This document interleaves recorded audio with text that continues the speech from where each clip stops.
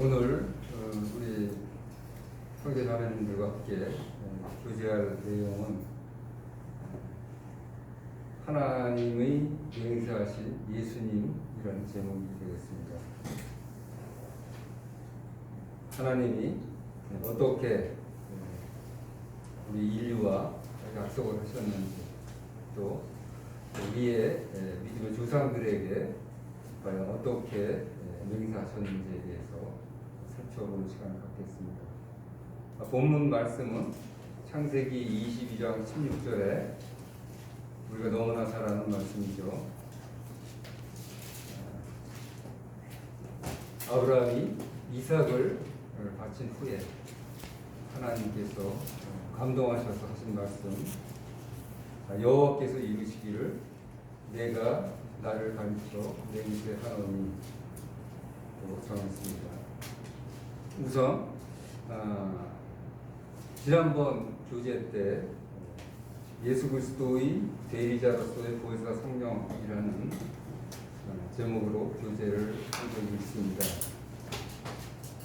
조금 정리를 해보자면 요한복음을 통해서 우리 주님께서 말씀을 하신 대로 보혜사 곧 내 이름으로 아버지께서 보내실 성령, 또 그가 모든 것을 가르치고 내가 너에게 이른 말을 생각나게 하리라 이렇게 말씀하셨는데요. 예수님이 보내시겠다고 약속하신 성령은 누구의 이름으로 보냈느냐? 하나님의 이름이 아니라 자신의 이름으로 보내셨다는 사실입니다. 또 그분은 모든 것을 가르치시는데 당시에는 두루마리 책밖에 없었죠. 구약 성경입니다. 그 내용들이 무엇인가, 또 무엇을 가르치려 원하시는가 하는 것에 대해서 가르치시고, 또 당신께서 제자들과 또 당시의 민중들과 함께 거하시면서 하셨던 말씀들에 대해서 생각나게 하신다라고 하십니다. 그 말씀도 다시 정리를 해보면 신약 성경에 사복음서일 수가 있습니다. 그리고 또 요한복음 15장 26절을 통해서 곧 당신께서 보내실 그 진리의 영이 오실 때에 그가 나를 증언할 거라고 말씀하십니다. 그래서 예수님이 약속하신 그 성령을 왜 우리에게 보내주시는가? 그분은 모든 성경을 풀어주시고 이해시키시고,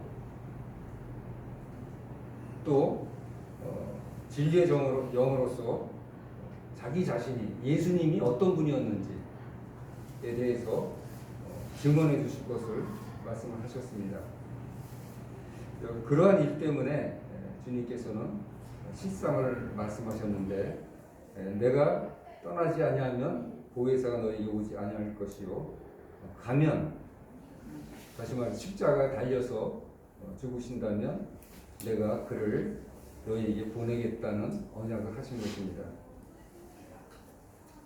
그래서 구약 시대에는 하나님께서 자신의 영, 즉 성령과 천사들을 통해서 통치하셨습니다. 그들을 대리자로 사용하신 거죠. 그럼 신약 시대에는 어떻게 하셨습니까? 자신의 독생자이신 예수님께 심판을 포함한 정권을 맡기셨습니다. 그래서 그가 보내신 그 보혜사 진리의 영을 대리자로 사용하셨다라고 생각이 되어집니다. 그래서 구약 시대에는 하나님의 통치 시대이고 신약 시대는 예수님의 통치 시대라고 볼 수 있는데, 예수님은 부활 승천하신 후 하나님 우편에 앉아 계시기 때문에 그분께서 당신의 이름으로 보내신 그 성령을 통해서 지금 우리 교회의 신약 시대를 인도하신다라고 믿어지는 것입니다. 그러면 다시 한번 오늘 본문 말씀인 창세기 22장 16절을 한번 살펴보겠습니다.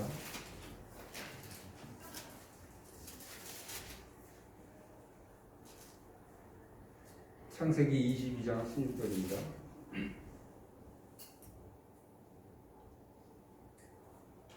14절부터 제가 읽겠습니다.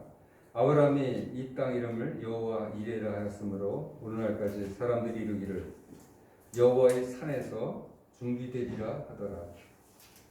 여호와의 사자가 하늘로부터 두 번째 아브라함을 불러 이르시되 여호와께서 이르시기를 내가 나를 가리켜 맹세하노니 내가 이같이 행하여 내 아들 내 독자까지도 아끼지 아니하였은즉. 네, 예수님께서 이 땅에 오시는 그 일에 대해서 하나님께서 어떻게 맹세를 하셨는지, 바로 우리의 믿음의 조상인 아브라함과 그의 아들과 손자를 통해서 그러한 부분에 대해서 살펴보고자 하는 것입니다. 그럼 왜 하나님께서는 천하 사람 중 구원받을 만한 다른 이름을 주신 적이 없을까요? 우리가 볼 때 뛰어난 하나님 앞에 신실했던 그러한 선지자들이 많이 계셨죠.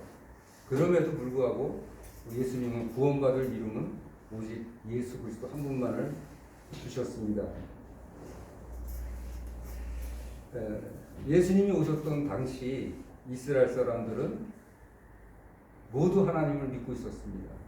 그 점에 있어서 아무도 부인할 수 없을 것입니다. 또 하나님이 레위기를 통해서 말씀하신 대로 각종 제사들을 잘 준행하고 있었습니다.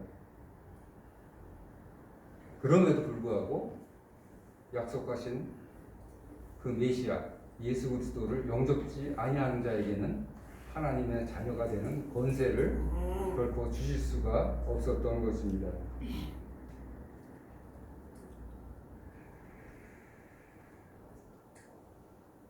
그러면 지금부터 예수님께서 하늘로부터 자신을 대리해서 보내주신 진리의 영이신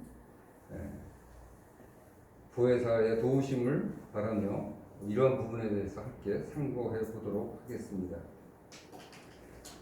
그러면 출애굽기 3장 15절 함께 살펴보겠습니다.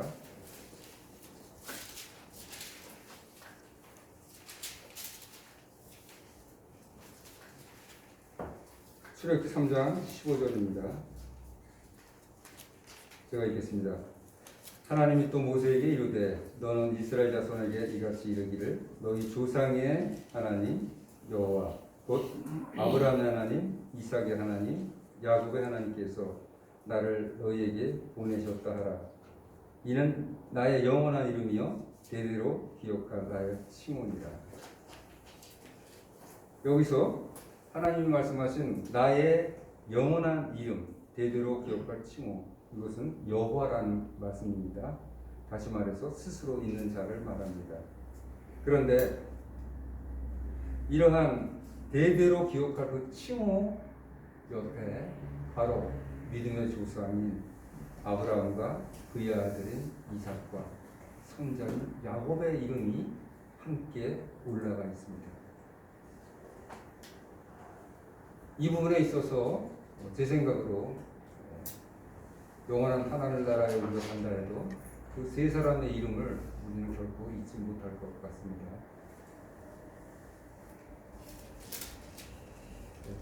그러면 이 세 분의 이름만 성경에 기록되어 있을까요? 계시록을 보면 또 다른 책에 우리 성도님들의 이름도 기록되어 있다고 합니다. 또 예수님께서 귀신을 쫓아내는 권세를 주셨을 때 제자들이 기뻐했죠. 그때 귀신이 떠나는 것으로 기뻐하지 말고 너희 이름이 하늘에 기록된 것으로 기뻐하라고 말씀하신 것도 있습니다.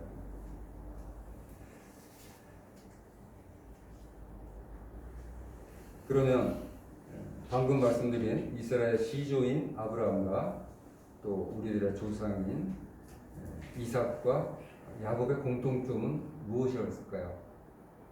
왜 이렇게 하나님은 그들을 사랑하시고 또 자랑하실 수 있었을까요? 첫째, 하나님을 당연히 믿었죠. 또 하나님께 많은 은혜를 받은 사람들입니다. 근데 제 생각에 이 세 분의 가장 두드러진 특징은 세 번째, 하나님의 약속을 믿었다는 사실일 것입니다.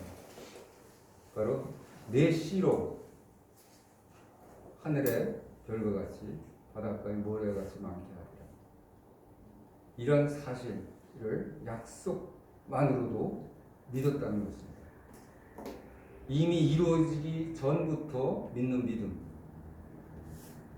그러한 믿음을 그들은 갖고 있었습니다.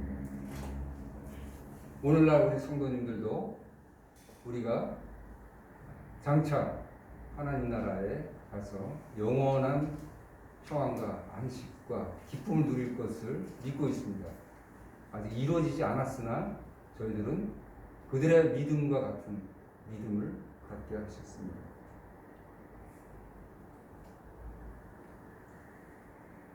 창세기 5장 15장 4절에 내 몸에서 난 자가 내 상속자가 되리라고 말씀을 하시죠. 아브라함에게 친아들이 없었습니다. 그가 여러 가지 생각과 꾀를 낸다 해도 아브라함에게 있어서 상속자는 이삭이어야만 했던 것입니다.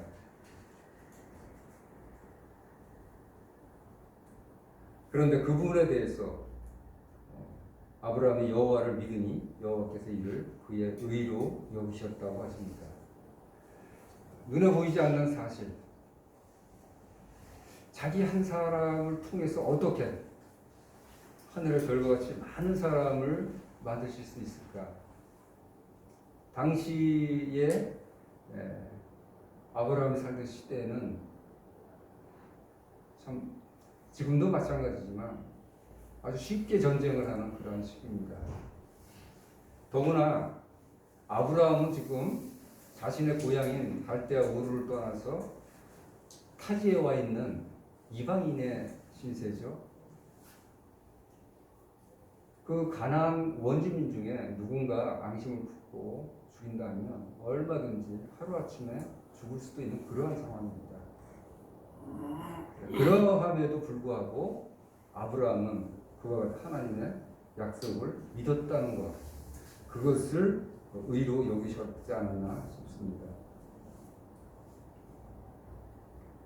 그래서 위에 하나님의 약속을 아브라함은 믿었습니다.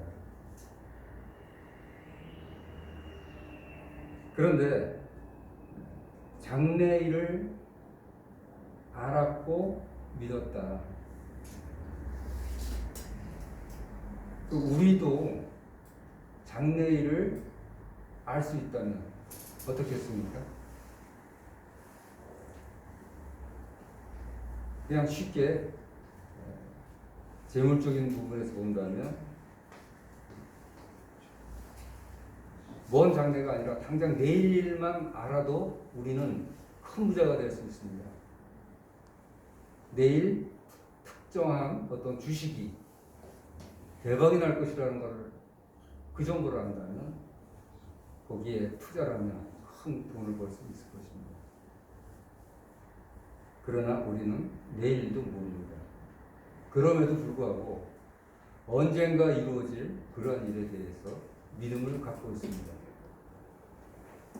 그러한 믿음은 본래 우리에게는 없었죠. 사실 아브라함에게도 이삭에게도 야곱에게도 없던 믿음입니다. 그래서 신약성경에서 이렇게 말씀하십니다. 믿음의 창시자 예수를 바라보자고 하십니다. 그 믿음은 바로 약속하신 메시아 그 성령을 통해서 주신 것이기 때문입니다. 어쨌든 아브라함은 믿을 수 없는 중에 믿었습니다. 그럼 야곱은 어떠했을까요? 야곱 또한 그의 조부이신 아브라함과 같은 하나님의 약속에 대한 믿음이 있었습니다. 살펴보도록 하겠습니다. 창세기 23장입니다.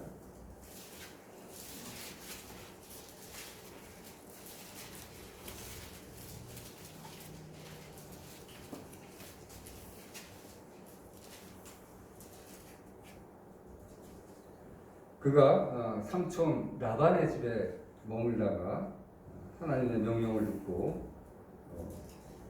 고향으로 돌아가는 장면입니다. 32장 9절입니다.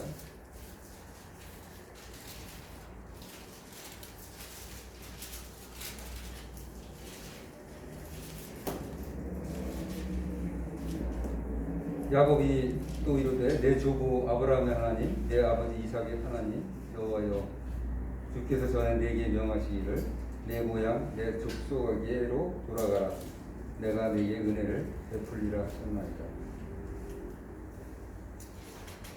여기서 강조되는 부분은 내가 너에게 은혜를 베풀리라 합니다. 왜 야곱이 이 부분을 강조하고 있을까요? 바로 앞 6절에 사자들이 야곱에게 돌아와 이르되 우리가 주인의 형 에서에게 이른즉 그가 400명을 보내리고 주인을 만나려고 오도이다. 400명이 몰려오는데 그 400명을 야곱 입장에서는 자신을 치러 온다고 볼 수밖에 없는 상황이었던 것입니다. 11절을 보니까 이런 내용이 나옵니다. 내가 주께 간구하오니 내 형의 손에서 에서의 손에서 나를 건져 내시옵소서. 내가 그를 두려워하는 이렇게 이야기합니다. 그런데 이때 이 야곱이 매달렸던 가장 큰 하나님의 약속이 등장합니다. 12절입니다. 주께서 말씀하시기를 내가 반드시 네게 은혜를 베풀어 내 씨로 바다에 셀 수 없는 모래같이 많게 하리라 하셨나이다. 그 말씀을 아브라함과 같이 야곱도 붙들고 있었습니다. 그런 믿음이 있는 야곱은 이제 혼자 남아서 우리가 잘 아는 야곱 강가에서 어떤 한 사람과 씨름을 하게 됩니다. 이 씨름은 보통 씨름이 아니죠. 야곱은 죽기 살기로 매달리고 있습니다. 하나님, 저에게 하신 약속을 지키실 거죠. 저에게 날이 새기 전까지, 또 에서가 나를 발견하기 전까지 저에게 그 구원을 확증해 주세요.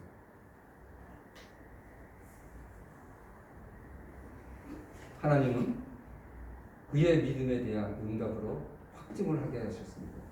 그는 환도뼈를 상해서 쩔뚝게 되었고 그때 이후 죽는 날까지 지팡이를 의지하게 되었습니다. 그것이 그에게는 하나님의 확증이었습니다. 신약의 사도 바울에게 사단에 가시가 있었던 것과 같은 이야기입니다.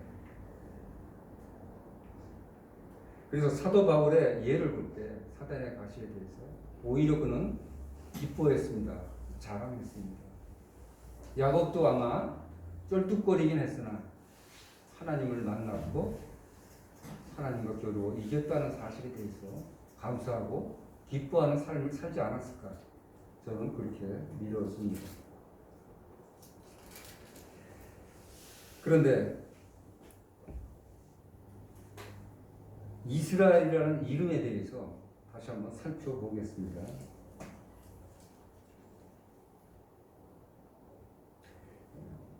(32장 28절입니다) 그가 이르되 내 이름을 다시는 야곱이라 부를 것이 아니요 이스라엘이라 부를 것이니 이는 내가 하나님과 및 사람들과 겨루어 이겼음이니라.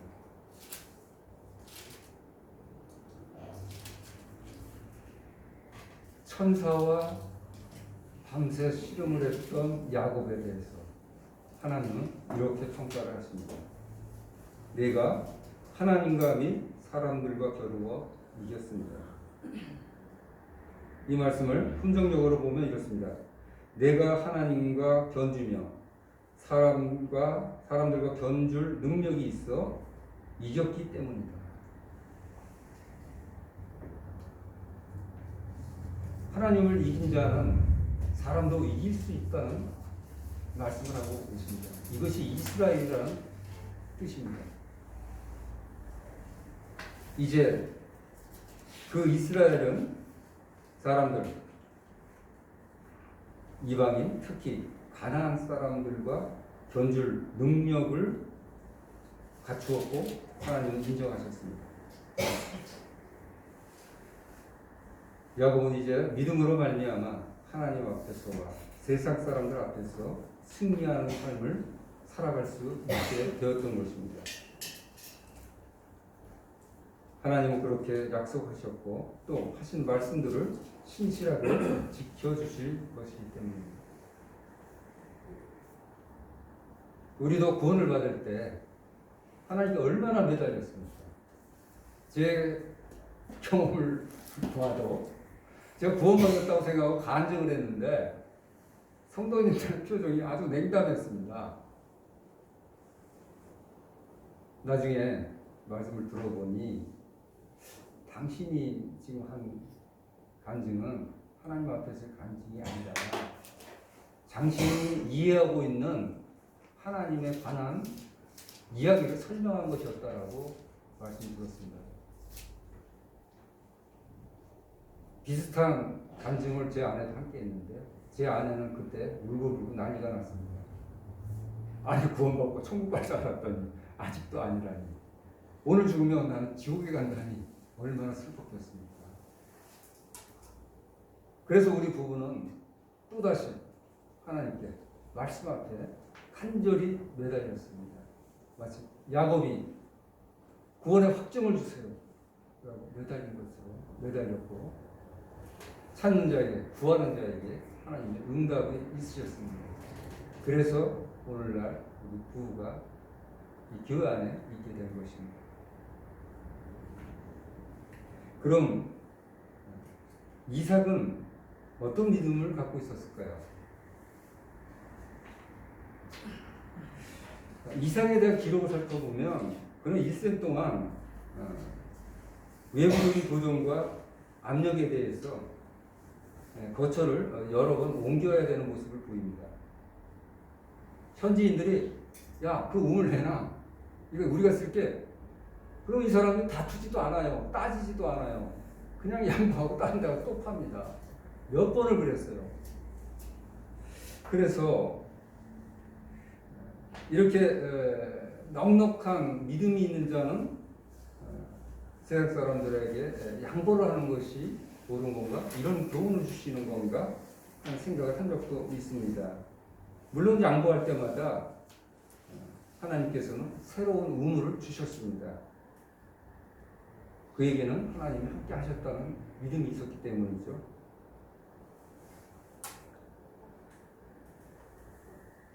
그런데 이 점에 있어서 창세기 22장 8절을 한번 살펴보겠습니다. 창세기 22장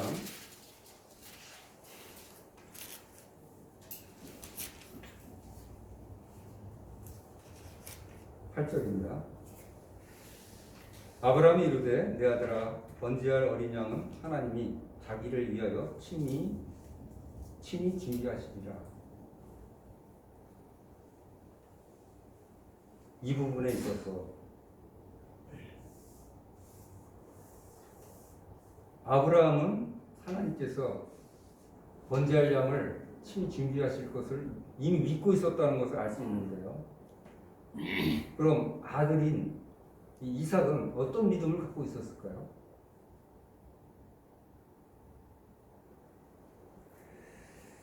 당시의 이삭의 나이를 살펴보면 어린 소년이 아니었다라고 연구자들은 이야기합니다. 약 18세에서 20세 혹은 20세 이상, 어떤 분은 33세 정도로 보는 분도 있습니다. 당시 아브라함의 나이는 100세가 훨씬 넘은 상태였습니다. 그래서 하나님께서 말씀하신 대로 이 번제물을 태워서 제가 되게 하려면 상당히 큰 나무가 필요합니다. 가끔 야외 나가서 숯불 바베큐 같은 걸 해볼 때 생각보다 그 바베큐 자체가 그렇게 쉽게 안 타요. 상당히 놀랍습니다. 나무를 많이 넣고 숯을 많이 넣어도 그렇게 쉽게 타질 않습니다. 근데 여기서 번제라는 것은 태워서 제가 될 정도로 태우는 것입니다.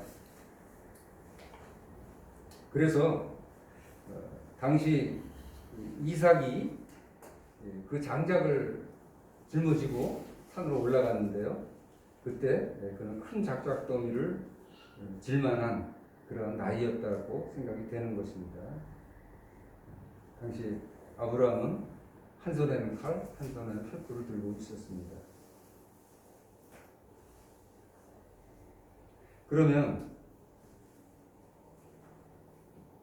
이삭이 이때 상황에서 눈에 보이지 않는 그 번제물, 산을 계속 올라가도 보이지 않는 그 예비하셨다는 그 제물이 보이지 않을 때 그는 어떤 생각을 할 수 있었을까요? 아브라함은 이 당시 이전에 번제를 드린 일이 없었을까요? 아브라함은 모리아산 내가 지정한 그곳에 가서 번제를 드리라고 했을 때 번제는 어떻게 드리는 거라는 설명을 하신 바 없습니다. 아브라함은 이미 번제의 의미를 알았고 또 여러 번 하나님 앞에 번제를 드린 경험도 있으리라 저는 믿어집니다. 그래서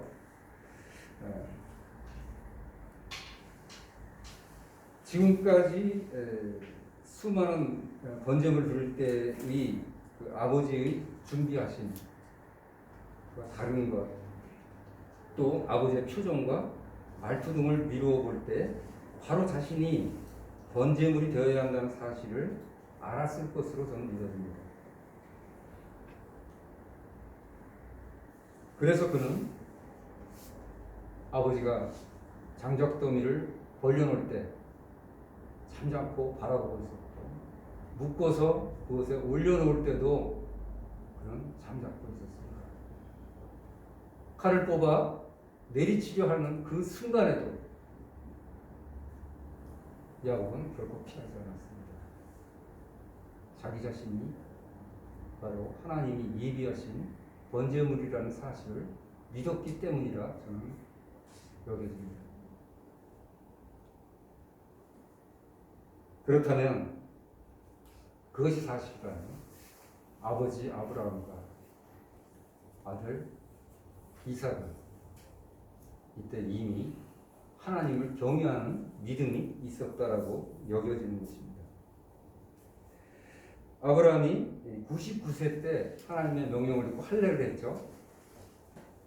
그 할례는 오늘날 신약 시대에서 그리스도와 함께 십자가에 죽는 것을 의미합니다. 옛사람의 죽음을 의미하죠. 이러한 할례를 한 이후 아브라함의 믿음은 신실하게 성장했다고 믿어지고, 그러한 성장 과정에서 자신이 사랑하는 그 독자 이삭을 어떻게 키웠을까에 대해서 우리는 상상이 되는 것입니다. 그리고 창세기 31장 42절을 보겠습니다. 창세기 31장 42절입니다.